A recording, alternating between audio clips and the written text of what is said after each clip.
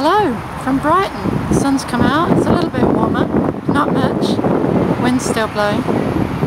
Okay, plans. Immediate plans, the end of the month, Friday, the end of the month is payday, which means I'll have some money in my pocket for a change. I want to go and see There Will Be Blood. I've been waiting to see it for a couple of weeks. And I think I'm going to go and see No Country for Old Men again. First time I watched that, the ending took me by surprise really. It was rather a sudden ending. I thought that film was quite biblical. I don't know if anybody else thought that, but the guy in the black shirt who's going around murdering people, he's very much like the Angel of Death or the Grim Reaper. And he seems to be relentlessly pursuing the guy with the bag full of money. It's a bit like the Ancient Mariner poem, where the guy fears the fateful thing that close behind him treads. And the Mexican guys in there, the Mexican baddies, they're very much like lesser demons. So I guess I saw that film as kind of had biblical connotations, you know? Maybe that's just me. More long-term plans. Well, middle of May, I'm off to America again. I've got my flight booked, I've got some spending money, I've got my reservations booked. I'm going to be flying into San Francisco via Houston. So the flight first of all goes to Houston for about 35 minutes.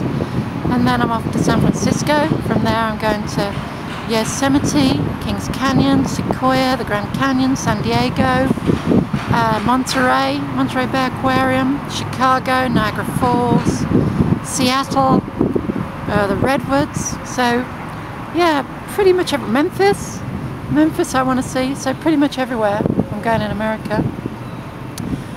More long term than that, well, I want to get a much better job. I want some kind of career. I'm planning on learning French to A-level, get an A-level qualification in French, because I quite like the idea of emigrating to Canada. I'd really like to go and live in Canada.